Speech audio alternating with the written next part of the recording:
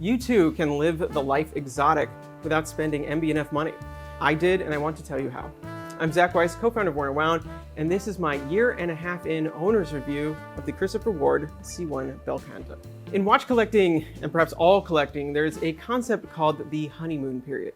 You know it, the window right after you buy a watch when you just adore it endlessly and think, just maybe, you'll never buy another one. Why bother? This new watch is simply perfect. What this has to say about marriage is perhaps more profound, but I'm here to talk watches. Because, you see, once in a while the dream comes true, and the honeymoon never ends. Yes, you and your watch simply live happily ever after. I'm excited and lucky to say I've had such an experience, and it's with the Christopher Ward C1 Bel Canto. I don't plan on fully rehashing the story of the Bel Canto in its entirety, as it has been written a few times over by us and others. Rather, I want to focus on the experience of ownership. So here are the highlights just for some context, the TLDR, if you will.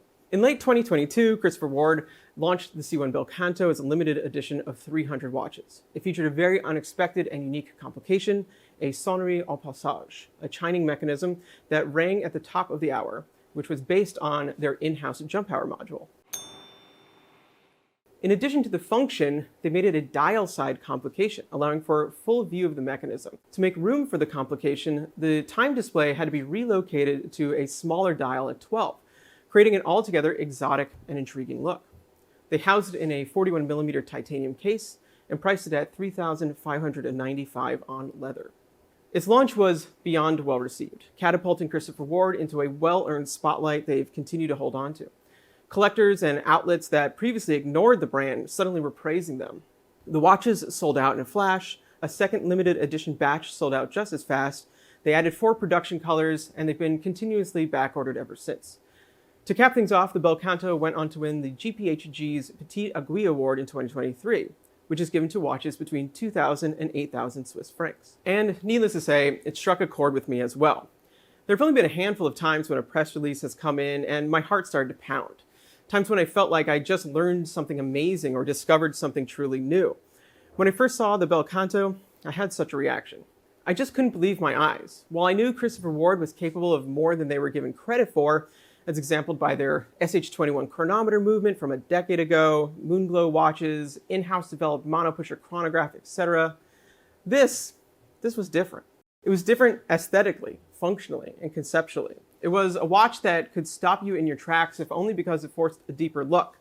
The conventions our pattern-prone minds seek were just not there, or more accurately, they were obscured at a glance. It was like seeing a puzzle and trying to solve it with my eyes. Where is the time? What are those contraptions? Is that a gong? As my mind made sense of it, the shock just sank in deeper. Did Christopher Ward really do what I think they did? Did they make a chiming watch? And the answer clearly was yes. I knew just moments later I had to have it. I'd figure out if I liked it later, but even as just an artifact of the moment, something that marked how far this brand and this industry had come in the short amount of time in which I've been involved with it, I couldn't let it pass by. But I digress. This has all been preamble to the point. I want to talk about what it's like to own the Bel Canto, live with it, use it as a daily watch or at least as part of a regular rotation. What I quickly learned is that what I thought I was looking for in a watch was not entirely correct. If you were to ask what I thought my ideal watch was in 2022, I wouldn't have said a 41mm diameter, 13.5mm thick, no-date two-hander with 22mm lugs, let alone one that chimed, though I might have still said titanium, to be fair. In fact, other than that, I'm not sure what I would have said, but I have been generally averse to watches over 40mm for a while, and 22mm lugs kind of kill me inside. They just always make watches feel kind of big. But I was also finding myself a bit bored with new releases. I'd had enough of vintage-inspired this and that, and I was actively seeking something new. New looks, new experiences. The Bel Canto popped up at just the right moment for me. Sure, on paper, it wasn't all to my liking, but the complication and the dial design were so unexpected that my usual concerns were overridden. As I was lucky enough to get in on the first batch, I didn't have to wait long until the Bel Canto arrived. And, well, I'm glad I trusted my gut on this one. Opening up the box, seeing it new, shiny, and mine, it was love at first sight. Okay, so you might be saying, Zach, didn't you get to handle a prototype before launch, as is evidenced by that other video of you talking about it? But I think no matter what, you have to give Christopher Ward just the hugest amount of credit. And yes, I did. But it was a prototype, a bit rough around the edges, and more importantly, it wasn't mine. There's a big difference between handling a sample watch and owning it, putting your money where your mouth is, so to speak. So in terms of this review, for me, when my actual watch arrived, is when I really feel like my experience began. One of the first things I noticed when wearing the Bel Canto is that I couldn't keep my eyes off it. Not just looking at it on my wrist, but, and far more awkwardly, seeing myself in camera in meetings, you know, when you kind of sit like this, and you get to see yourself wearing the watch. I know you know. The scale of it, the style, the depth, it's entrancing. It's not like looking at other watches. It's almost distracting. It's not just a watch, it's kinetic, it's architectural. It's kind of a Rube Goldberg machine, which I guess all watches are, but here you have this tension visibly building on the dial as the snail cam at center slowly turns, drawing back this contraption, building more tension until... And I'll get back to that in a moment, but to dwell on its looks for a little longer, it's hard to describe, but there's a type of watch where the movement and the dial and the watch as a whole become unified. The aesthetic is that of a watch. It's not pulling from elsewhere in life, driving, traveling, sports, working, art, history, fashion, whatever. It's an aesthetic that is singular to watches. It cuts to the core of the machines they are. This is quickly becoming my favorite aesthetic in watches, but there's an obvious issue. It's a look that tends to be associated with very high-end watches. And that's not a gatekeeping thing. It's because the aesthetic is driven by movements that are designed and made in-house. And they might be designed and made just for that specific watch, made one at a time, by hand. You get the picture. Skeletonized watches are an attempt at crossing that gap, with some being more successful than others. But the Bel Canto makes the leap by doing enough of the really hard part. The dial is part of the machine, not just the outcome of it. The layout and construction were defined by the complications. They are the complications. Yes, they were, of course, aestheticized and stylized, but at their core, they are functional elements and everything is machined, finished, and assembled, rather than printed or stamped. The blue surface underneath adds color, obviously, some texture too, but it really is there as a backdrop. It makes everything else stand out. For that reason, I'm actually quite glad it's dark and rather low-key. It's not the point of the watch. The point of the watch. That is a curious turn of phrase, because so far I haven't really talked at all about, well, you know, telling the time. Probably my single favorite design feature of the Bel Canto is that the time is offset towards 12.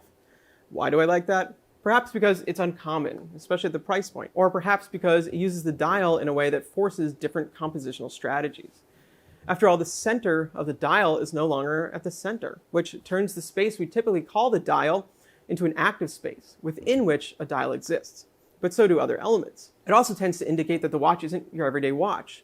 There aren't any off-the-shelf movements with offset displays, so you know there's more watchmaking at play. But it does have one obvious drawback.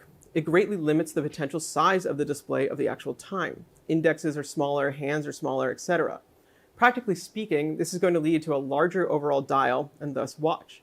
Finding the balance between legibility and scale is the challenge they faced. But they pulled it off, in my opinion. I've not once looked at the Bel Canto with the goal of telling the time and have not been able to. They even loomed the hands and markers for good measure. They also dropped the seconds hand altogether. This might have been an engineering choice, I don't know, but I'm of two minds about it. I don't really miss it. There's a lot going on the dial, and a seconds hand would have just added to the noise of it all. So I never feel like I'm missing it, except when I'm setting the time. This is a watch that you want to set pretty close to exact. I usually err on the side of a little ahead of the actual time when I set my watches, as I'd rather be early than late. But given this watch's special function, its little party trick, you kind of want it to be dead on. Otherwise, it just sort of loses some of its magic. Without the seconds hand, I can't hack it at 0 and go to time.gov to attempt an exact start. Has this really upset me in practice? No. I mean, regardless, within a couple of days, it wouldn't even matter. But sometimes it's just the thought that counts. And while we're kind of on that topic, let's talk about it. The ding, the chime. Before I started wearing the watch regularly, I thought it was more or less a novelty. A very intriguing and rare novelty, but a novelty nonetheless. By which I mean something that doesn't add practical value. And let's be honest here, many complications from moon phases to even chronographs are kind of novelties. They are bells and whistles. Get it, bells? They make watches cooler, visually and literally more complex, and more fun to talk about and show off. But do you need them? I've yet to figure out when I'd ever need to use a mechanical retropont, and while I adore perpetual calendars, I can manage to change the date once a year. That doesn't stop me from wanting either one, but the sonnerie au passage is different. It actually is kind of useful, if in a very specific way. First off, it's not super loud. You're not going to hear it on a busy street or a subway, but if you're in a room or your office, you likely will hear it loud and clear. This isn't to say it's too quiet either as a criticism. It's plenty loud, especially considering what it is. And what I've found is that when it goes off, it serves as a little reminder to make sure I'm on track. As someone who gets lost in writing, designing, editing, or taking photos, doom scrolling Instagram, etc., occasionally a little ding is exactly what I need to look up and make sure I'm not needed elsewhere, or need to switch tasks to something more pressing, or go home for that matter. And unlike a digital alarm, it's gentle, it's not disturbing, nor does it require any action on my part to stop. It just happens, and I can either react or keep going. And to that end, the fact that it includes an on-off switch is nothing short of brilliant. Perhaps just as brilliant as the mechanism itself. The most practical use for the switch has been at night. If you're like me and keep your watches on a dresser in your bedroom, then yes, the ding is more than loud enough to be annoying when falling asleep. But the same goes for being in a movie theater or any other place where quiet is appreciated. Consider it a good manners switch. And there are also times when I know I want to work for a few hours undisturbed, so it's a don't disturb button as well. To rehash things thus far, the Bel Canto doesn't look like your ordinary watch because it doesn't work like one either. The time is moved to the side to make way for its special feature, the sonnerie en passage, which isn't just a complication for the sake of flexing Christopher Wart's capabilities, though it certainly does that. It actually has some practicality in real life as well. But what is it like to wear it? What is this life exotic of which I spoke? I'll start with what it's like to wear literally. As I said earlier, a 41 by 48 by 13.5 millimeter watch with 22 millimeter lugs is not something that I am typically drawn to. And yet, I love it. I love the way it looks and feels on my wrist. Numbers be damned. I think a lot of this is to do with the dial layout and the offset display being small. You don't read this as a single big design. A 41 millimeter pilot watch, for example, would feel totally different, even in the same case. But in terms of the case, the short lug to lug makes it appropriate on my 7-inch wrist. And the use of titanium makes it lighter than I would expect for a watch this size. The 22 millimeter lug width, well, I've gotten used to it. But more miraculously, I've never changed the strap on this watch. Not once, which is like the first thing I usually do with a new watch. Over the year and a half since, the golden tan nubuck strap it came on has changed to a deeper rust color and actually taken on a slight shine as well. It looks amazing with the deep blue dial, so on it stays. Stylistically, as said before, the watch is entrancing. It looks good from every angle. It's modern and beautiful in its machine aesthetic. The complexity of the components, how they balance, how they cast shadows given their three-dimensionality. It's never dull. And then there's the finishing. The dial components are superbly finished, mixing brushing, blasting, and polishing, which includes both anglage and black polish, most notably on the very large gong. That's no small feat. This is the stuff of high-end watchmaking, because this is a high-end watch. It's made like one, it works like one, it looks like one, it is one, even if it's not quite priced like one. And of course, in most things other than watches, something that is over $3,000, frankly over a few $100s, would automatically be considered high-end. But alas, this is just the tip of the luxury watch iceberg. So what is this exotic thing I talked about? Well, it's a mix of elements. The first is that the Bel Canto draws attention, at least within watch circles. When I went to Watches and Wonders in 2023, I wore the Bel Canto most days, and from other watch media to watchmakers, I was regularly taking it off to show people. They were all impressed and even amazed. For context, this is a building where seeing a small group of people with nearly $1 million worth of watches on is common, let alone what's in the booths. The Bel Canto still stood out. And at local events and meetups, when fellow enthusiasts see it, well, let's just say I was at an event and I got a little worried the hosting brand was going to get mad at me for taking attention away from them as a small crowd had formed to check out the Bel Canto. Now, typically, I'm not into flashy watches or drawing attention, but this is the right kind of attention. This isn't oohs and ahs over how expensive, rare, blingy, or hard to get it is. It isn't flaunting wealth, at least in watch terms. It's genuine interest in it because it's a clever, unique, and well-executed design. And to that end, the real exotic aspect is that the Bel Canto just isn't comparable to other $3,000 to $5,000 watches I've tried or owned. It's not just about being a very well-made or attractive watch. Not that there's anything wrong with it.